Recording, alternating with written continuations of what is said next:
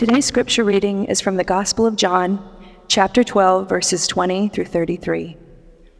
Now among those who went up to worship at the festival were some Greeks.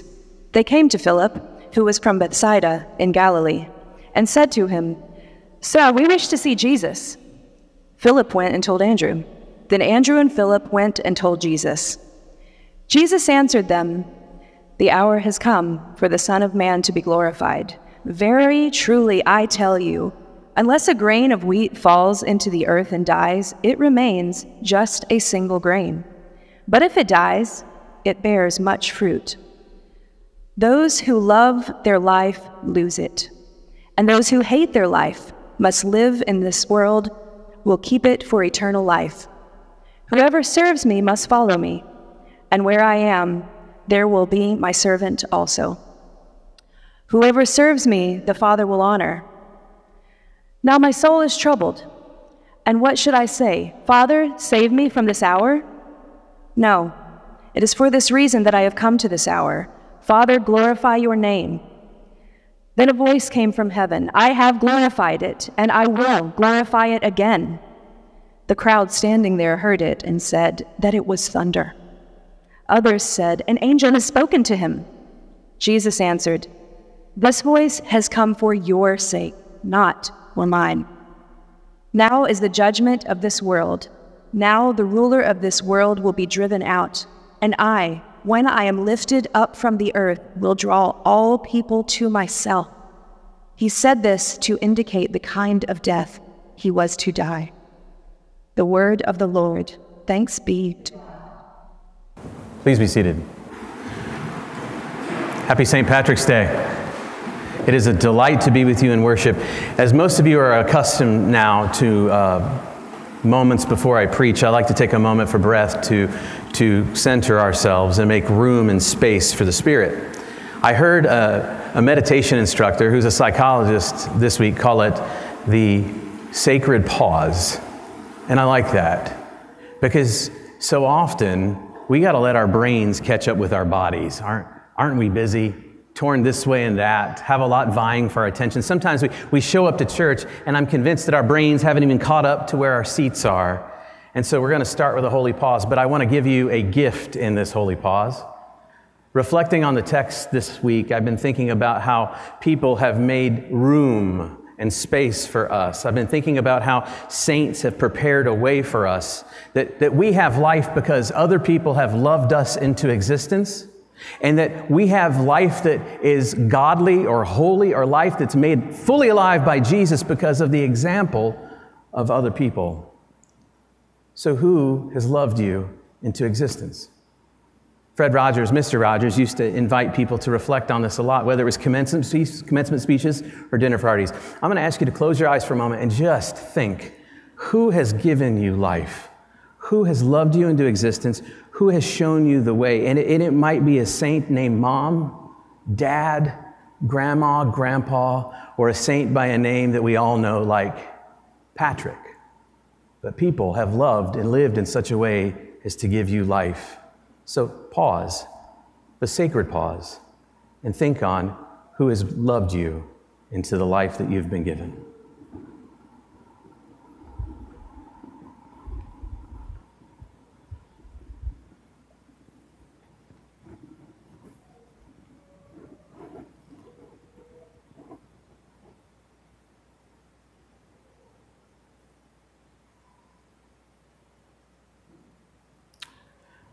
God of life, we pause now to remind ourselves of the tapestry of love you have woven from the centuries and from of old, that we may have life and may have it to the full.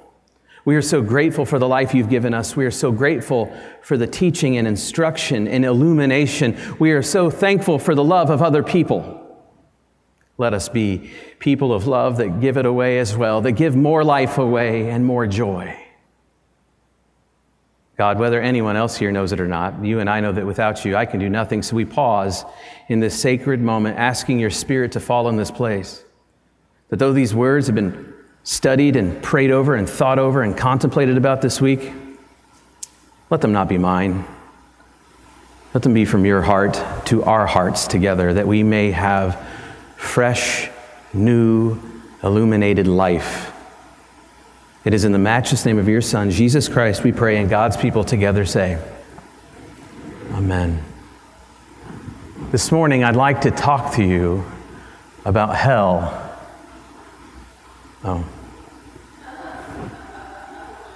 Hell is a concept that I think has probably crossed our minds and crossed our lips more times than we care to admit. I've heard that word used with a positive after it. Hell, yes. I've heard of hells and no's. Sometimes I've heard people say in my life that something wouldn't happen until hell froze over. Many of us think that hell is a hot place. When I moved to Atlanta from the Midwest, I was told that the portal of hell existed somewhere in South Carolina. I'm not sure if that's true. That's what somebody told me. I think it might have come from the words of a coach who once coached for Florida and then South Carolina. I'm not sure. But what is hell? Is hell an ontological space? That is to say, is it a real place that God creates and sustains from all time and eternity to put people in for punishment and retribution for a life lived poorly? Is that what hell is? Or is hell a metaphor in Scripture? Are we using language that is figurative and metaphorical and symbolic to mean something else? Like when Jesus tells stories about wheat and tares, and he talks about half of things being cast into fire. Is that an eternal destiny, a place, or is it a metaphor for purification? Further, is hell a place? When Jesus or another New Testament writer refers to it, is it referring to a physical, geographical location? Maybe, I don't know, outside of Jerusalem's walls. Maybe it smells of sulfur. Maybe there's fire. Maybe it's a garbage dump. Historians, archaeologists, linguists, scholars, they debate these things. What is hell? Is it an essential Christian teaching? We are a part of a tradition here at Peachtree Christian Church that likes to say this phrase, and I love it myself. In the essentials, unity. In the opinions, liberty. And for those of you who know the next fill in the blank, in all things, charity or love. In essentials, unity. In opinions, liberty. In all things, charity. I really like that. I like that because what its heart is it's a plea for unity amidst diversity. It's an admission that not one of us has it all figured out, this whole thing called Christianity. And there is some diversity of thought and question and debate, but at least we can gather on things that are essential. Is hell an essential thought? We teach a class here at the church called Starting Point, and I like to tell people about the history of our church and our tradition and what makes it unique. And I love to share with them in the essentials bit. And I remember teaching a class, and it was going quite well.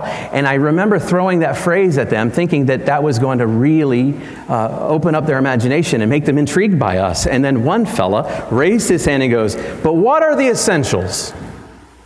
Now, that's a tough question to ask for people like us, because we like to tell people in our tradition that we don't really do creeds. But the truth is, our tradition didn't have a problem with the oldest creeds, the Apostles and the Nicene Creed. We had problems on the American frontier when everyone was trying to find a way to separate from each other by coming up with new and better creeds, or should I say new and worse ones, more specific, more granular. The ancient creeds, the ones of old, the ones we actually have listed in our hymnal, are very general. And they're what the early church came around. They're these summarizations of faith, and there's a lot of room in them for differences of opinion. So I thought I was going to be real savvy. I was going to say, turn to number 355 in your pew hymnal, friend, and I'll show you one of the creeds that kind of outlines some of our essentials. But before I could get any of that out, this man sitting there earnestly, and with a very sincere look on his face, asked me, "What are the essentials?" He said, "I hope hell is an essential." Now, that bothered me a bit. Not that he thought that hell's an essential, but that he hoped for it. How does that strike you? I don't know. I've been a Christian for a long time, and I've done a lot of study to this stuff, and I always get bothered when a theology or a preacher is really focused on hell. There is room always there. When you're focused on that concept, there's room for abuse. It often follows. What is hell? What's the opposite of hell? Maybe we can get a handle of it by thinking of its opposite. What is the opposite of hell? Well, there you go. Some people like the nice dualism. There's a bad place and there's a good place called heaven. But let me suggest to you for a moment that when you're really looking at the New Testament, it's really hard to understand what we're talking about when we're talking about hell. Does this word mean this thing? Does this image mean this thing? The translators, the exegetes, the historians, the theologians, the first couple centuries of the church really struggle with it. And might I suggest the same is the case with heaven? I mean, is this eternal place that exists somewhere that people go to now and wait for eternity? Or is it just where God is now? Is it wherever God is? There are these debates. Neither thing is clear, but I think we can stop here by saying, can we all agree at Peachtree Christian Church that when we're referring to the concept of hell, we're referring to a concept that is less than ideal? Can we agree on that part? It's not talking about the sort of life that we want for ourselves. Or maybe you have some fundamental brokenness and you are interested in hell, but I think we never want it for the people we love. So let's just assume that it's not the good thing. And maybe when we talk about heaven, what we're trying to do is talk about the good thing, but maybe we can fill that out more. What is the heavenly? What is the stuff over here that we're supposed to want on the other side? Maybe think of it like this. That is where life really is. When we're talking about the heavenly or the way of Jesus or going that path, we're talking about a life that is flourishing and thriving and whole and good. Maybe that's where we're talking about where joy can be found or glory. You know what glory is, don't you? Glory is the divine beauty, the divine majesty, the divine authority, the divine sublimity brought down into your mundane moments. Who doesn't want that? Who doesn't want to have a glimpse of God in the now? Oh, yes, the glory, the Lord, the beauty, the joy, the happiness, the thriving life, the living to the fullest. Jesus says in John 10:10, I come to give life and give it abundantly or to the full. Yet I'm still asking myself, because it's this nagging question I read about daily, I hear about it thrown around, and I hear preachers talk about it, and it's used as a pseudo swear word in our culture. What is hell? I got a better question. Have you ever been through hell? There was once a teenage boy who I imagine went through hell. People confuse him. They think that he's an Irishman, but he was from probably Britain, maybe Wales. Some think Scotland, not likely. And one day, while he was out and about doing teenage boy things, he was kidnapped by pirates from an island called Ireland. And he was taken away for 6 years, trafficked as a slave for 6 years. And there, he was a slave.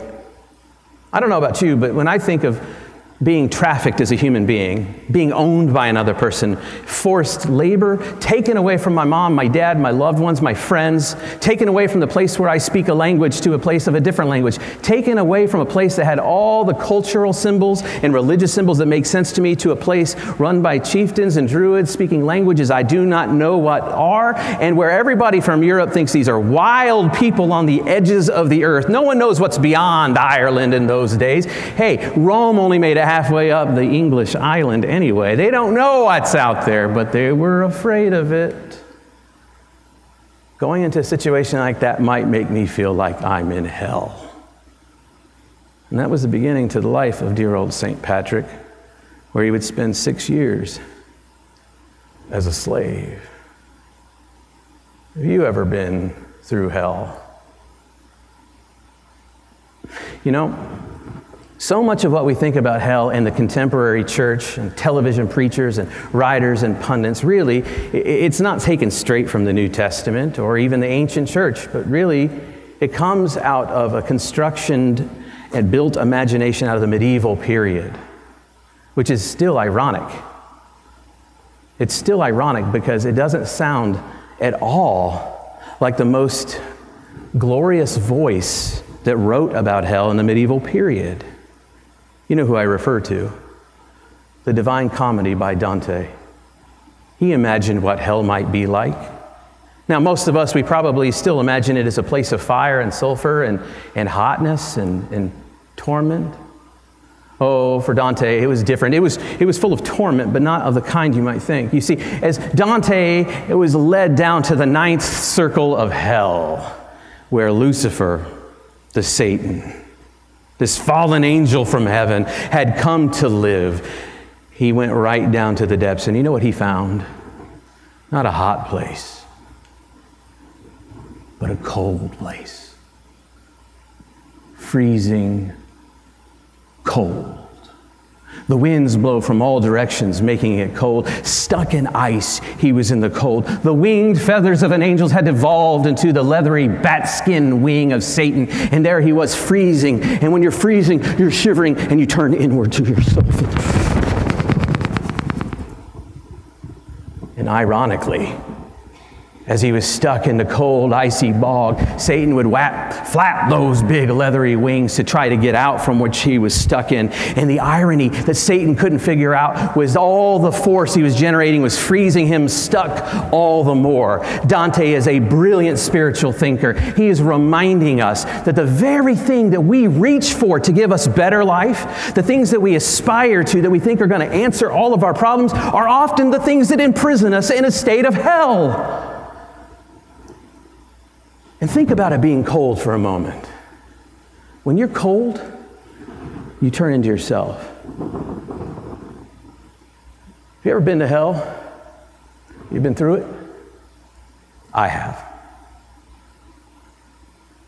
When I first went to the hospital for liver disease, they thought I was cool to go home. The second time I went to the hospital, right before it, I was dying on the couch outside on my patio, actively circling the drain.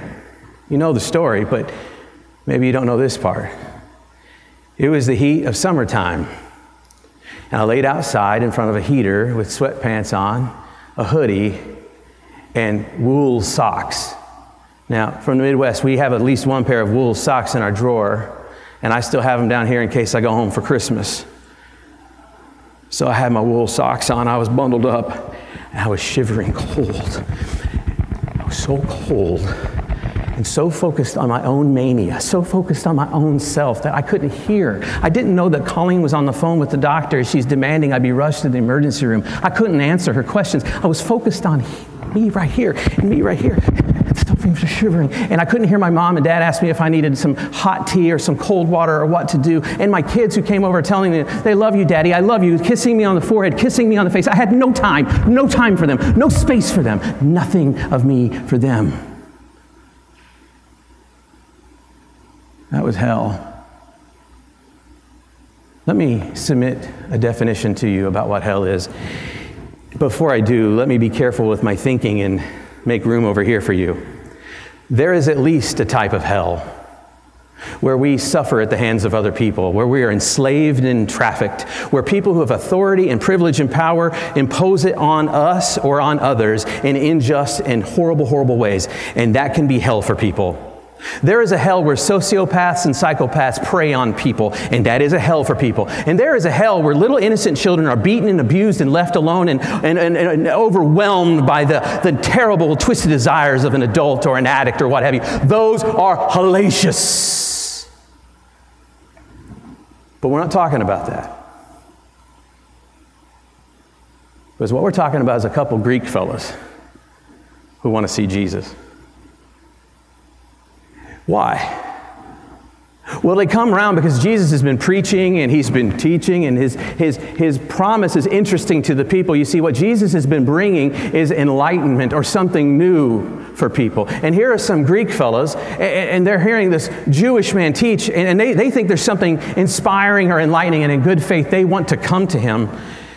It rather reminds me of the Beatles. You know, they had everything in the world, but they looked for something outside of their own country. They looked to India for enlightenment, something to teach them more truth. And so they come to Jesus, and they capture the attention of Philip. Isn't that interesting? They talk to Philip. Philip never gets any play in the Gospels. Philip's name is a Greek name. These Greek fellows are intelligent. They grab onto Philip, who grabs onto Andrew. They see one of the brothers that they know. They say, hey, we want to hear about this Jesus fellow. We want to know more about Jesus. And so they go off to Jesus, Philip and Andrew, and Jesus says some rather strange things, doesn't he? Jesus says to them this. Jesus says, well, tell them it's about time for my glory to be revealed. Jesus never answers things the way that you and I would answer them. Later, he tells them that it's about the time for him to be lifted up, and this is what he's referring to. He doesn't say it, but Jesus is referring to the way he will die. That's what the narrator tells us. So Jesus is implying that the cruciform nature of his life, that he will die on a cross, is where he will reveal the glory of God, which this shape is anything but glory. It is slave, traitorous, shameful death. Christianity is a paradox, my friend. It looks contradictory, but it is not. Something about this is the meaning of the world that the disciples can't get it yet. They don't even hear the voice of the Father. When the voice of the Father speaks about the Son, they think it's thunder. They surmise things about it. Jesus says it was really for them, but you missed it. And Jesus' other language about glory, he tells these people, tell your Greek friends, that if they really, really, really want to have life, if they want to have life to the full, they have to lose it. But if they're the kind of people who have dreams for themselves, who want to grasp onto life, who want to make their bones, if they're the people who want to have a resume so long so as to feel good about themselves and to impress other people with it, if they are the type of people who want to follow a 1990s Robin Williams misquoted from the ancient Roman, carpe diem, seize the day type kind of life where you're just going to get it on your own, man. If that's what they're going for, guess what follows that kind of life? Death. Paradoxically, for Christianity, the only way to have a life worth living is to have a life that you give away. Is to have the kind of life where you make space for other people, to where you hear other people's opinions, good ones and bad ones. It's where you allow people their grumpinesses. It's where you offer dignity even when you don't understand. It's when you listen, and when you still are confused, you listen more. But it's to serve the other. It is to make space for the other. It is to give your gifts away and what you have as a gift to other people. It is to make room, my friends. And only there is life that is heavenly, joyful, thriving, flourishing, and glorious. Only there will you have an adventure called life. So back to Dante and me dying on the couch. Why is Dante talking about hell as it's cold and not hot? Because when it's cold, my friends, you are turned inwardly to yourself. Note the opposite. Note when you go to someone's home and it's gracious. How do we describe them? Oh, they were so warm. They were so warm. They were inviting. They were welcoming. They brought me, and she gave me a kiss on the cheek. He gave me a hug. There was such conviviality of spirit. I know you use that word every day. Conviviality. Con with viviality, life. There was a withness of life. And look at this. I'm describing warmth, and I'm opening my body. Do you see what I'm doing? It's not a mistake that that's how we imagine it in the world. And that's why Dante wrote of as cold, because I think we can define hell, and I will submit for your approval today a few definitions of hell aside from the abuses of others. The kind that Jesus warns the Greeks about as they're seeking their own spiritual enrichment. Here's one. Hell is a world of your own making. Hell is getting everything you want. Hell is a room filled with mirrors, nary a door or window. Hell is when you were beaten by the monster of ego and splayed on the floor for the buzzards. Hell is hoarding. Hell is in service of the monsters inside of you and you alone. My friends, Jesus tells us, you look out for yourself, you're on the road to destruction. You offer yourself as a gift. You lay yourself down, and there's life to the full. What I'm saying to you may sound deep, because it is deep in the recesses of our soul to overcome this divide between us, between getting what we plan for and want and giving ourselves over. It's so challenging. I think there's a few practical suggestions I could make that would help us even just think about living more the way Jesus is inviting all of us to live. For all of us like these Greeks who just want to see Jesus. Here's one. Have you ever noticed how easy it is to assume the worst of people? I often say we should assume the best. I say that, though it's so hard for me to do. Assuming the best of people is tantamount to grace, but I want you to really be honest and think about how often it is that we are vigilantly looking for problems, scanning people for bad intentions, assuming the worst, girding ourselves up for an argument or a fight, so protective of our own ideas, opinions, and biases that we cannot see clearly. We talked last week about how Anthony DeMello tells us that we think we see people and things as they are, but we don't. We see them as we are. We can't get out of our own way enough to see the truth of another person, another story, another argument, another situation, and so we find that we're scanning the world for problems. When we assume the worst, we don't just put something between us and other people. We close in on ourselves and what we expect of the world only, and we don't live fully. Speaking of living in boxes, the narrative that we tell ourselves about ourselves can be so constraining, it can be hellacious, my friends. There's a friend I know who was beaten and abused and abandoned by his parents. And his life, when he was coming up, he developed a narrative, almost like a fight song for himself, where he would tell everybody, people are going to hate on me, I'm going to show them. I'm going to stand up to the haters. And he said that, and it worked really well for him when he was 13 years old, and he needed to grow in self-confidence. When mom left him, he needed to find his own inner strength. And it worked at 19 when he needed to go to college and graduate college. But you know what? He's like 50-some years old right now, and he's got a heart condition, and it's really bad. And I talked to him, and he says, you know what? I'm going to stand up to the haters. I'm going to prove everybody wrong. I'm going to show them. And I said, who is hoping that your heart condition is going to get worse? Who is fighting against you? Who is talking bad about you? Put your sword away. The narrative he had when he was young doesn't work anymore, and it's hurting him. And here's the last one. I am convinced there's something true of all of us, and I know that I need to assume the best of us, and I think I am, but I'll assume this too. If you can hear me, you're broken. If you can hear me, you have wounds that maybe no one else can see. Might I suggest that for you to truly, truly heal, you have to learn to accept yourself. Which I know might sound like a wishy-washy thing to say. Preacher, how do we just accept everything about ourselves? Doesn't Jesus want us not to sin? Doesn't God want us to change? Yeah. But you know who already looks at you and loves you for who you are? Do you know who you never hide from, who sees you right now? Do you know who's here with you, closer than you are to your own face? It's the one who loves you and accepts you as you are. And until you can accept that, you won't be able to love others well.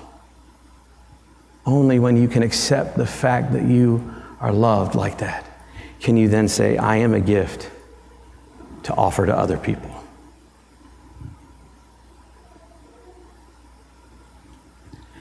St. Patrick might have felt like he was in hell when he was kidnapped and trafficked for 6 years. Later, legend tells us that he studied for priesthood or something. He was a cleric of some type. And he had a vision where someone was carrying him some letters, and these were the letters of the Irish. And in these letters it said, bring us the gospel, slave boy. And the thing that makes St. Patrick amazing is that he went back to the place where he was enslaved. He spent time with the people who held him captive in a foreign land, had foreign gods, and he brought the gospel. And I wonder if that call felt like hell to him then. Or is it because he was so beautifully able to give his life away for the good of others? Maybe he found himself in heaven.